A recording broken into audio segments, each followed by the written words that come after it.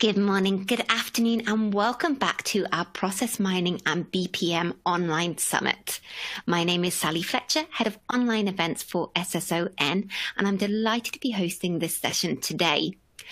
So we've had 3 great sessions today. Well, this will be the third, all on different topics, but all really focusing on the practical aspects of process mining. So looking at how it can provide business value to you, which is particularly useful in a time that's so focused on cost saving, focused on wringing every little bit of cash out of those processes and operational excellence. So I'm delighted that this session is also going to focus on that practical aspect of process mining. Just before we hand over to our next speaker, I wanted to do a little bit of housekeeping to make sure that your console is fully customized to your needs. So you can zoom in on those slides if you want to see anything closer. There's loads of good information in there, so you might well want to do that. There's also a Q&A box to the left-hand side, and all of our speakers are here live, so make the most of having those experts at your fingertips and ask lots and lots of questions. There's also a question mark at the bottom, so if you have any technical problems, then the answer will likely be in there. But similarly, you can message me or my colleague Ashley in the Q&A as well, and we'll get right back to you. Lastly, there's a resources tab with some great additional resources from our speaker sponsors and the SSO network. Here, Minit have kindly provided their overview brochure, so download that and check that out if you want to hear more about them and what they do.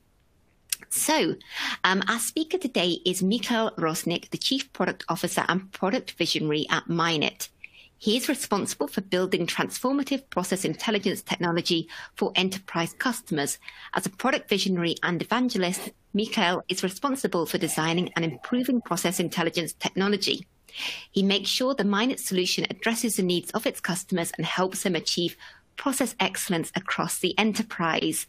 So he's a perfect person to talk to us about how AI and process mining can fit together. I'm going to hand over to Michal to lead us in our next presentation. Over to you. Thank you very much, Sally. Good morning, good afternoon, everyone. I really hope you are all safe and healthy, and thank you for taking time and joining this session. A few years ago, I started to collect jokes. And I started with designer jokes about typography and colors and all this stuff. And then I moved to, collect jokes about hype technologies. And there's so many of them, and they're so great. There are so many jokes also about AI. I find them all over the internet, like for example, this one, the beautiful definition of artificial intelligence. Just take statistics, put it into a frame, and exhibit it in front of a large audience, right? I also started to follow people on social networks, on the Instagram, on Twitter. Twitter is a great, source of really researchers, computer scientists, people dealing with these hype technologies that are all over the world right now. And you can get such a great source of that. What is the difference between machine learning and AI? Well, if it's written in Python, it's most probably machine learning. If it's written in PowerPoint, it's AI, right? Beautiful. Okay, by the way, did you know that Uber recently launched artificial intelligence algorithm that is kind of rejecting drunk passengers based on the different factors like time of the day and weather and all the different conditions? Well, that's not AI, that's if-then statement. Yeah, so there is a lot of them. Quite pathetic start, right? It reminds me a bit about the early 2000s when someone came with such a bright idea to put a funny picture or a cartoon on every slide just to attract the attention. Yeah, I can promise, and I hope that the rest of this talk will not be a joke. Anyway, the jokes are great because you remember things better if they are told in a funny way. And mostly the jokes are the hype jokes, and the jokes about technology are kind of exaggerating the issues that the technology has, and are focusing our attention on the particular point in using that technology in different aspects.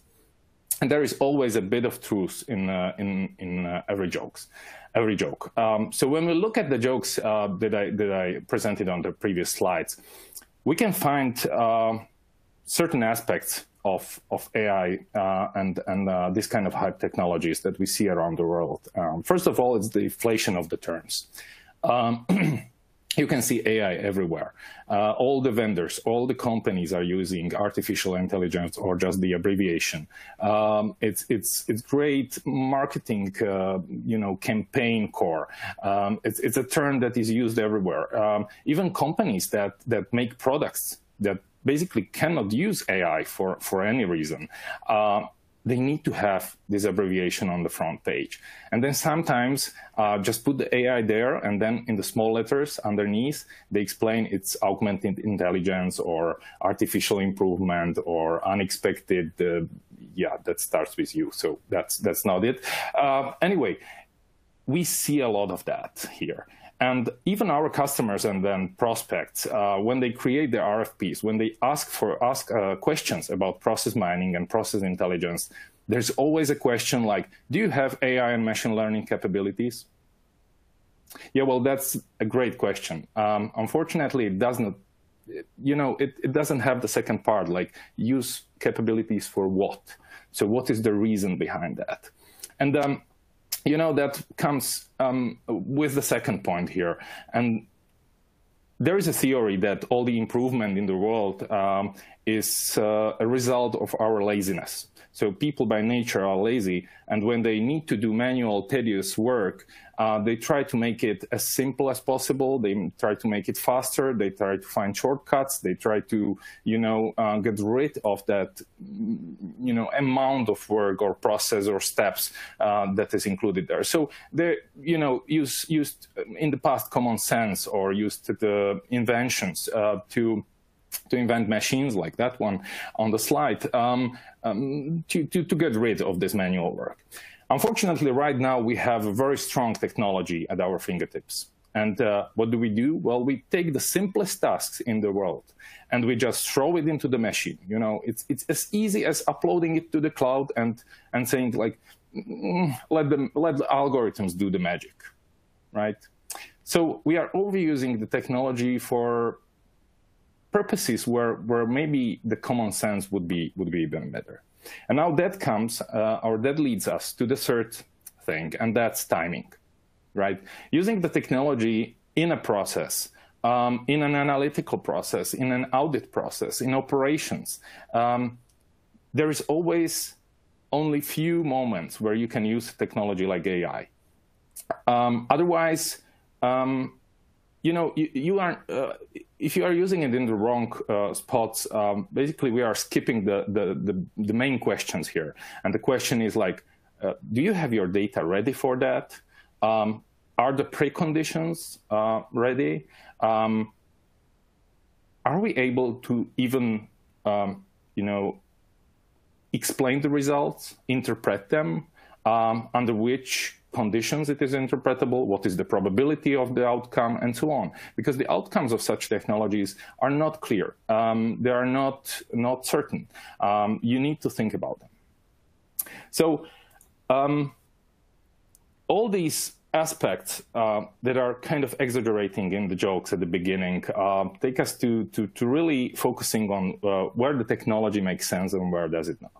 And the beautiful definition of AI effect is from the guy Lawrence Tesler.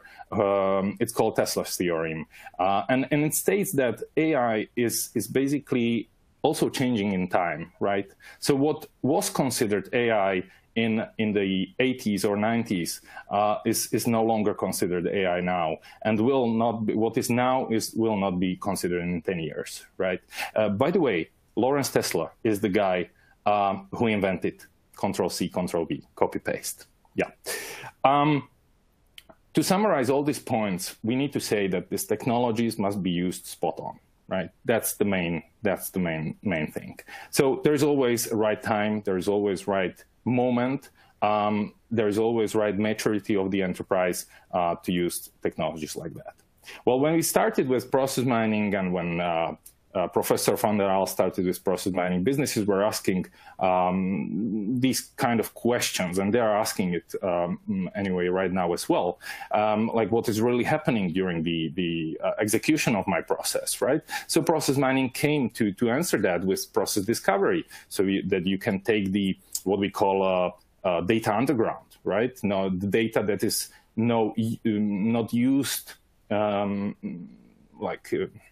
commonly in business intelligence. That's the data that is underneath the information systems, the event logs, and we can automatically create the process. We can show you how the process works, right? So this kind of what questions, or the where questions, right? Where are the bottlenecks? Where is the waste? Where are the inefficiencies? So that lead us to process analytics, and either from performance view or from the financial view.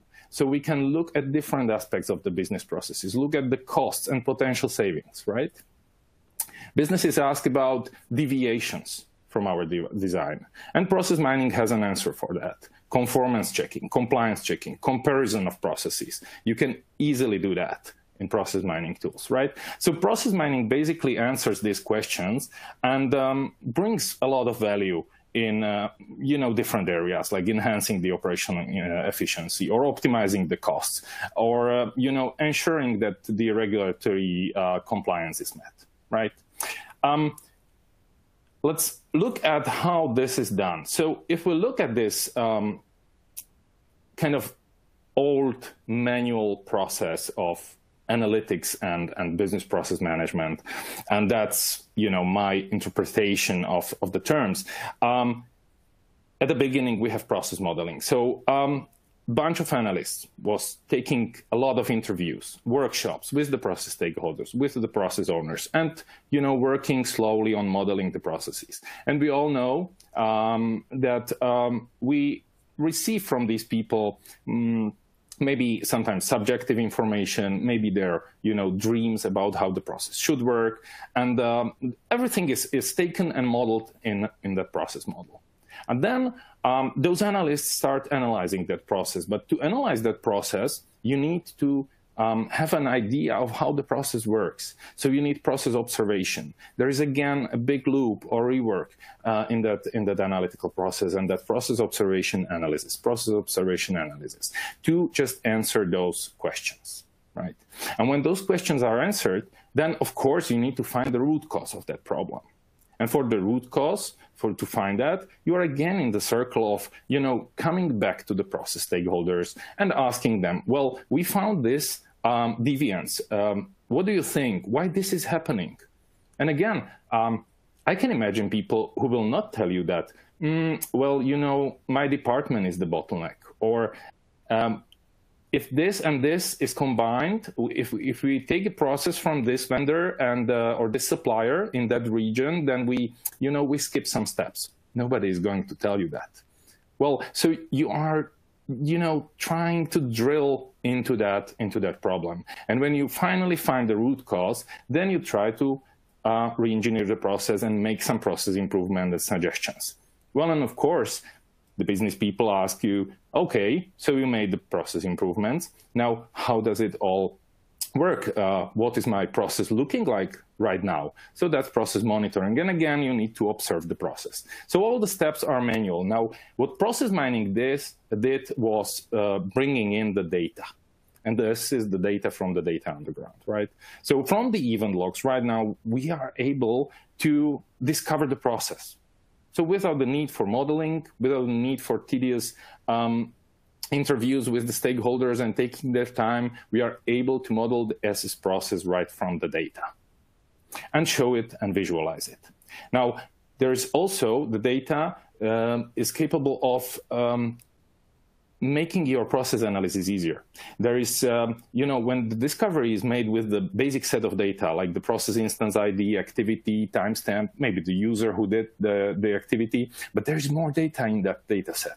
And you can take the data from that information system, and you can look at analytics and filter that data and look at different sub-processes and then make some assumptions and present that to the stakeholders, right? So we move the workshops behind the phase of process analysis, where we come with already modeled process and we say, this is how it works in your company. So please have a look, right? And of course, in the process monitoring, you can use the same data set, right? Only from a newer time frame. And again, you get the automatic process monitoring, right? So this is what process mining brought. It streamlined the process. It answered the questions. Now, when we attended that workshop, there was someone who just, the first guy who mentioned the W word, and that's why, right? And, he asked so many questions. Okay, so you showed me that my UK processes are slower than those in Germany. But why? Why is that happening? Why are there more reworks in US? Why do security tickets have more waiting time? And all these questions. Now, we were not ready to answer that. And what was the next step? Well, there were basically three main options, and many enterprises took that. The first option is you can go back to a drawing board. So you can go back to the interviews, you can go back to the workshops, you can again go to the stakeholders and just ask them, well, we don't know how to answer that question. Why is it happening? And again, you are in the same circle. There were other people who said, well, do not find the root cause. We want to improve that process. So we just find what we are able to automate, and we take the automate first strategy. Right? So we automate everything that we are able to automate. Now, the point here is that if you have a crappy process, what you get when automating it is a crappy process, which is faster, of course, but it's still crappy. Now, the third thing was making predictions, right? So let's apply some algorithms that will tell us what will happen. And when we know that, we can change the direction. But again, if you have a crappy process, the predictions will predict the crappy outcome. So it will predict what step would be the next one in that process. It makes sense to make corrective action, reroute the process, but you are still in the circle that you are not optimizing the process. You are just predicting the wrong outcome, and you are trying to react to that somehow, and kind of doing the re-engineering and the improvement on the fly, right? So when we go back to our schema, there are these, what I call shortcuts, right? When we want to skip the very complex steps in that process. And the first one, the first arrow that you see, is basically taking, is right now, the synergy between, or how enterprises look at a new hyper-technological task mining, right? So they even want to skip the process of process discovery. And they say, let's record those users. Let's take those recordings and, again, put some magic algorithms on top of that to show us the whole process, right? So we want, because even taking the data from the systems and doing process mining is just too much work, right? So that's the first shortcut. The second one is, of course, making these predictions or the automation first strategy. Now, there is more in the data that you have in your process mining too. Well, the first thing, and I mentioned it already in some webinar, is fighting the fear. So if we find the root cause and we are at the re-engineering part, and there are many types of improvement in the process and re-engineering it, what is the main problem there? Well, it's the courage and the confidence of taking the right decision. So if the process mining analysis or process analysis in general says, okay, here are the bottlenecks, these are our suggestions, these 5 points for the process improvement. Now the question is, which one will you pick to be implemented as the first one? It's the cheapest one. It's the one that is taking the least time to implement.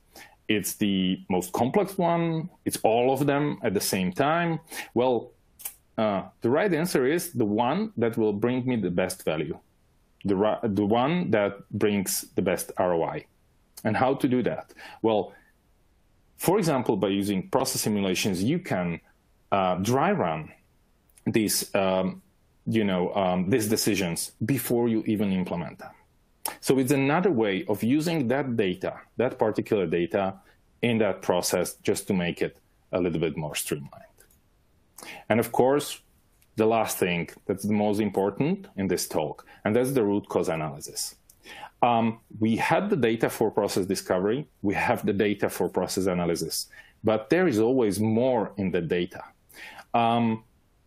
There are features which are showing you what is the influence of different attribute values on the duration of the process. It's different statistics. But what if you combine them together? What if, ask the simple question like, how does my process behave and why these things are happening? Can you look at the attributes in the event log and tell me the reason why? And when we are talking about that particular root cause analysis, that's the point where AI might help. And first, when we want to talk about AI and root cause analysis, we need to talk about process context, right? I mentioned that,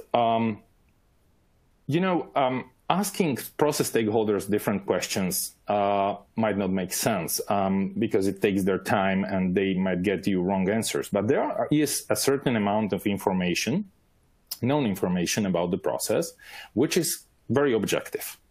That's, for example, where the process starts, where the process ends, what is considered a stuck case, what is considered a finished case. So giving that context, because from the data, that algorithms in the process mining are just blind, they need this context. There is KPIs in the enterprises, right? This is very objective information.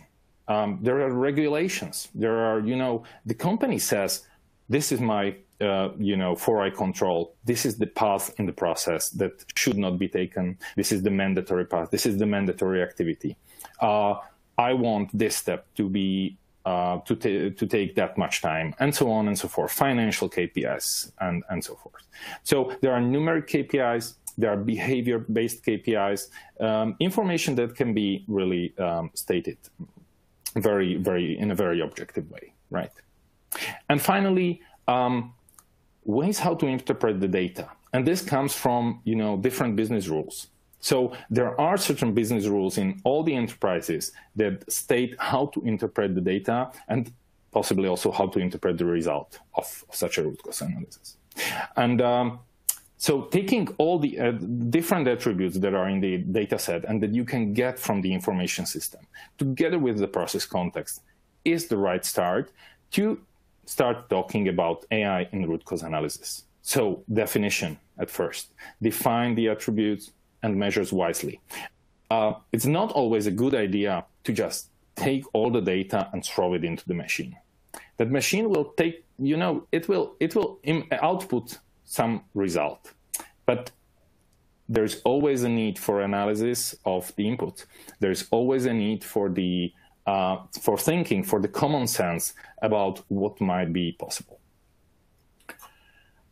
Splitting it. So if the root cause analysis and the AI algorithm gives you some results, splits the data set into certain parts based on the correlation of the different attributes.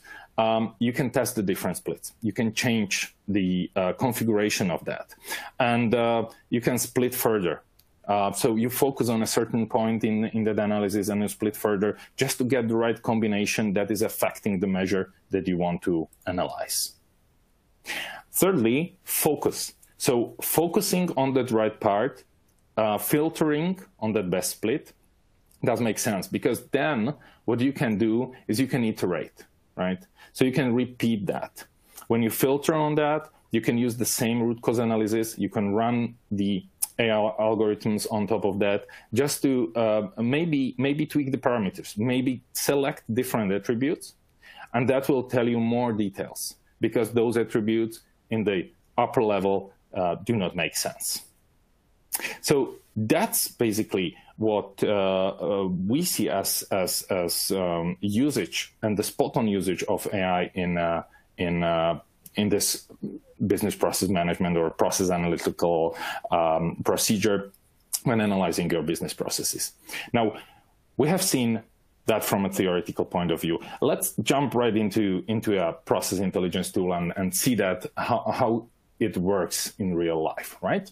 So let me share my screen for a moment, and I will try to walk you through a simple use case, and that's an order-to-cash process that we have from an ERP system here, let's say from SAP, right? So we have a full analysis here from different aspects like automation ratios, influencers, segregation of duties, and so on. Now, we can create a new view here. And this is basically the visualization of the process. You can look at the process, that's normal process mining analysis from different perspectives, performance, of course, finance, where the money flows. That's this view, where the money flows in the process. You can look at the rework, right? So let's switch this on. Okay, so here, right, the red activities are those that are causing the loops in the process. You can even tweak the visualization a bit just to see it better. Okay, where are the loops, how they come, through which hops they are going. The blue ones are the consumers. And when we zoom that in, we can see already that this scheduled metering stages, delivery record. So it's connected with schedule, with the material delivery and delivery of the goods. Now, of course, you can even simplify that map and then focus on the rework from the viewpoint of particular activities, right? So you can focus just on delivery. It will simplify the map, and this way you can find the points where you want to focus your attention and what kind of problems, to find out what kind of problems you have in that particular process. Now, what we need before we go there, we need to look at the process context, right? I mentioned the process context, and as you can see, for this process context, we defined many custom metrics. So there are, of course, measures that give you the sense of the process, like process duration, like different frequencies, the financial attributes, and so on. But of course, all the enterprises have their own measures. They need to define their own KPIs. And it is as easy as defining some custom metrics. There is always a formula behind that. So you can define some formulas for that particular custom metric, right? I will not go into much details. You can define the business rules here. So when create a new business rule, you can use the custom metric, the custom measure that you defined, and just take it here, and you define different severities, like the error and warning and okay.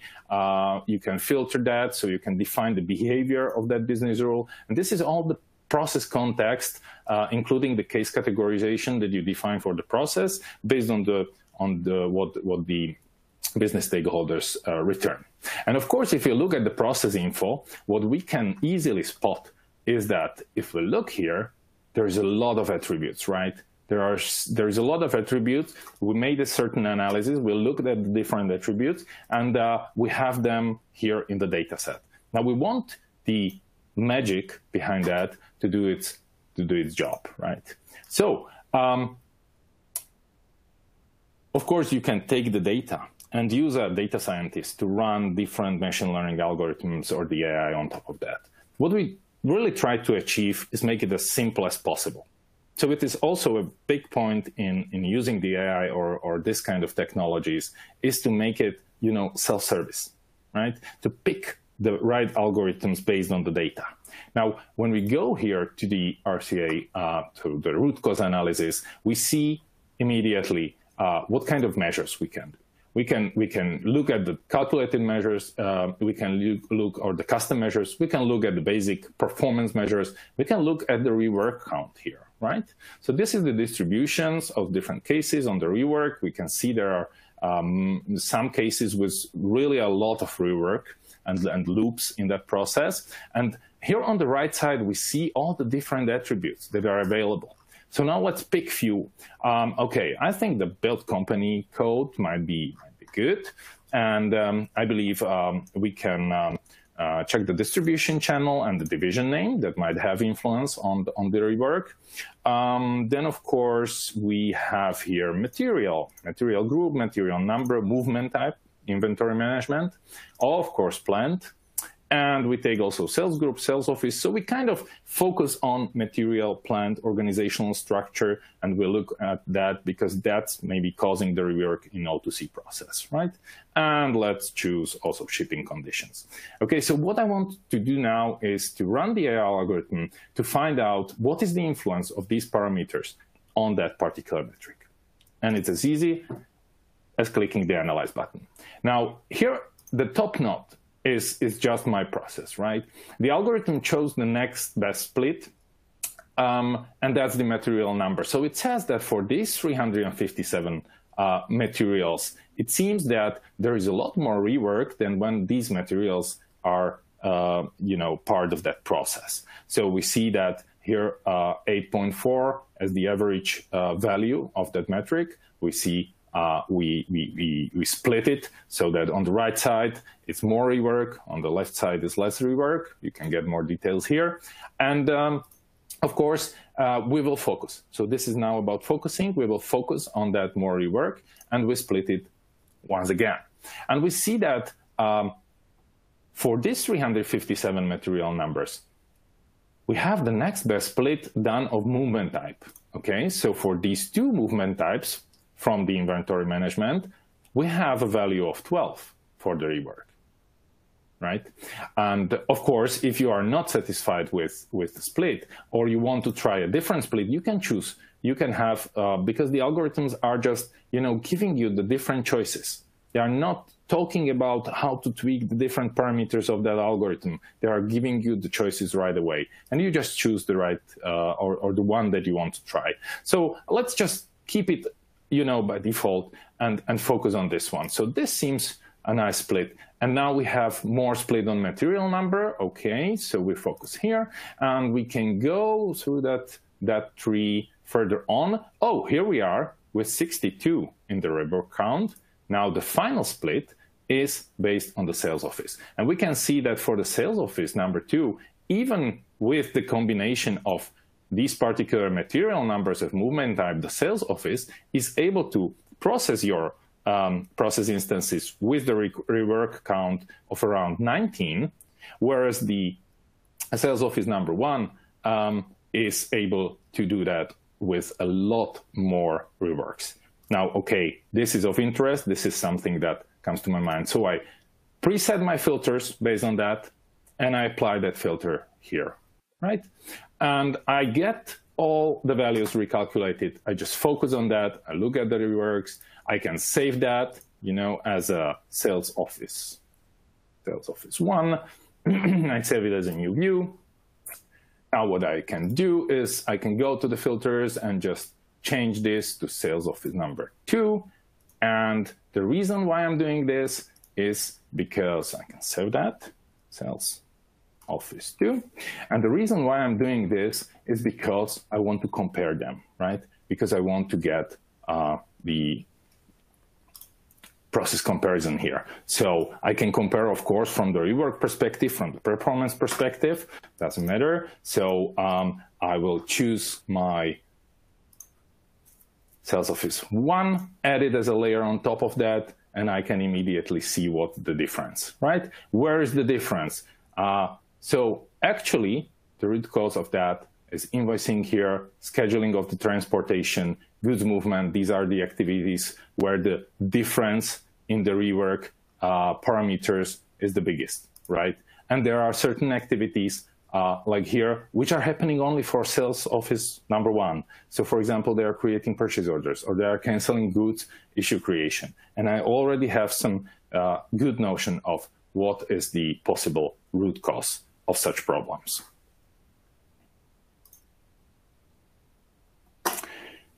Right. So my artificial intelligence in Siri is telling me it's time to summarize. So yeah, well, we have seen how AI can tell you and answer the questions with W, so the why questions, right? And here are the 5 steps that I think it would be good if you can bring home, or at least think about when talking about using such technology in your process improvement initiatives. Defining the process context. That's easy information to get from the process stakeholders to enhance and enrich your data set, right? Choose the decisive moment. That's a very crucial point. In the analysis, it's not the first thing to do. You need to have a transparent view of your process. You need to understand your process, and then you can, maybe on a filtered data set, try to find the root cause of the problem. It's the same as visualizing a very complex process. When you get a spaghetti, it's very hard to understand what's inside. Now, considering ease of use.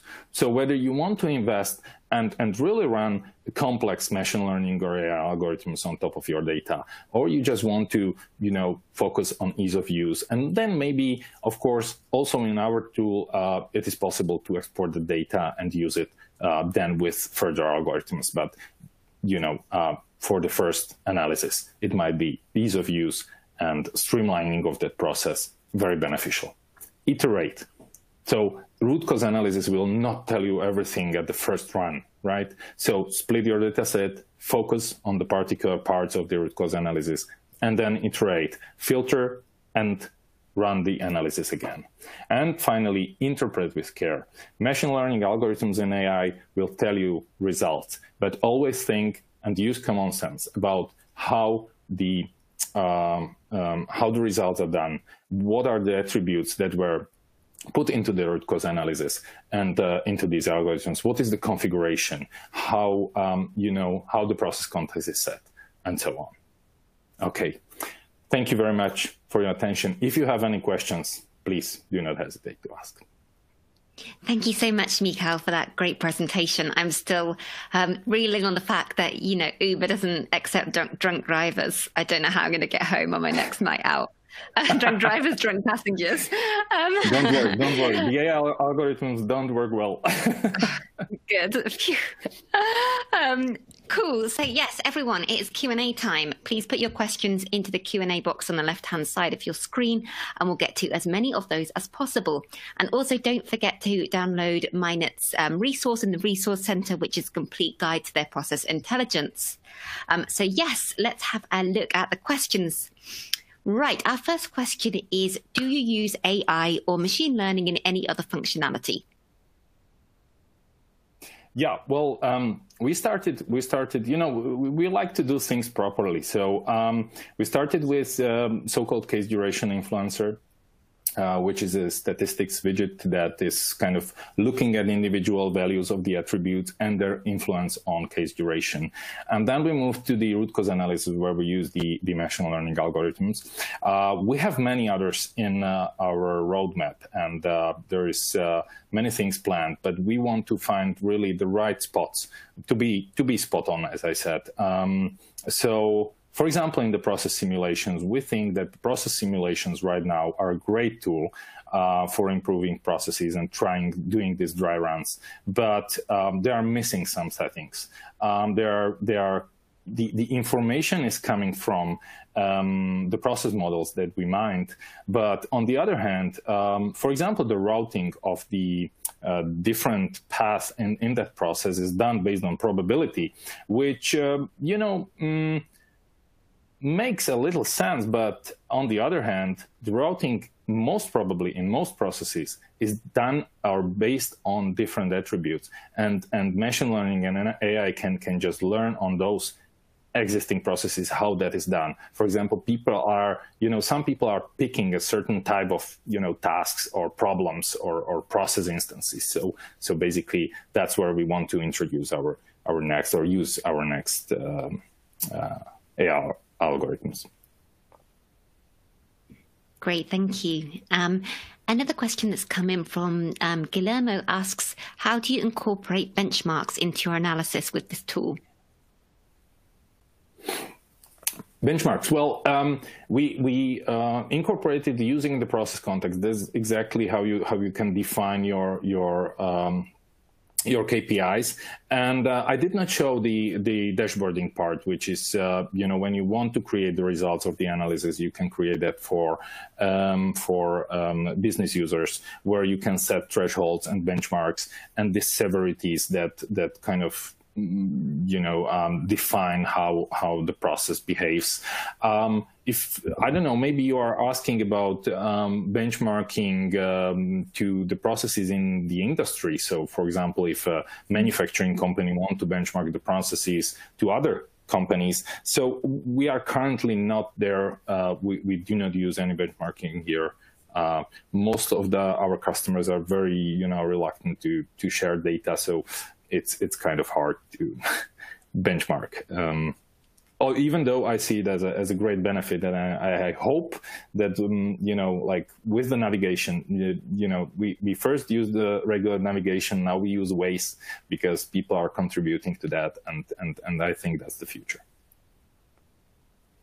Brilliant, thank you. Emil is asking, how do you start with auto discovery or best practice around that? Auto discovery. I'm not sure if I correctly understood the question, but if you are asking about process discovery and auto discovery in this sense, then of course we have Mindit has pre-built connectors for well-known systems. So we've seen the system or the process from SAP system. We have Oracle Suite connectors, Salesforce, ServiceNow. So for these systems and the well-known processes, you just connect to that data set. Those connectors already know where the data is in those systems. And we also have general connections or general technical connectivity to other systems, or we use, ETL platforms that are already present in the enterprises just to connect to their, data lakes or data warehouses to parse the data and model the processes from there. Brilliant, thank you. And yeah, to Emil there, is some information in the process intelligence guide that you can download from the resource center. Cool. Sergio, this is the last question that I've got time to take. So Sergio's asking, what are typically the data sources for Mindit and how is that data collected? Yeah, so I think that is exactly what I mentioned in the previous answer. So data sources are the information systems, the line of business information systems that you have in the company. So mostly it's this well-known ERP systems, CRM systems, service or ticketing systems. So it depends on the process that you want to analyze. Many processes are cross systems. So in that case, we use the different ETL platforms to build the data pipelines. Mindit has a data refresh functionality so that these pipelines can be reused and you get always the newest data in that in your tool and in your dashboards. We also leverage the partnership, or based on the partnership, we also leverage the task mining technology because we believe in that synergy and for certain tasks, of course, not for the whole process discovery, but the end-to-end process view is definitely important. But also here, and that may be coming back to the AI usage, so it's not our AI functionality, but we really, from the task mining perspective, we do not take the raw data. We take the already processed variations of the tasks that have been of the URI recordings. So the outputs of AI algorithms running on top of that and using that in the end-to-end process view. Brilliant. Thank you.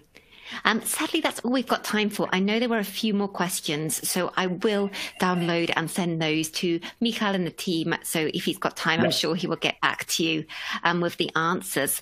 So before I let you go, I just wanted to recap on today's session. So we had 3 really nice sessions today.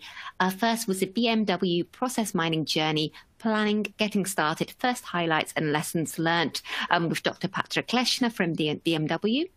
We then looked at accelerating digital transformation with process mining with Alessandro Manzi with Signavio. And finally, we had a great session on Let AI Tell You Why, when Process Mining speaks, of course, with Mikhail Rozik, Chief Product Officer for Mineit. All of those sessions are available on demand for the next few weeks, so please share with your colleagues, re-listen with anyone that you think might find them useful.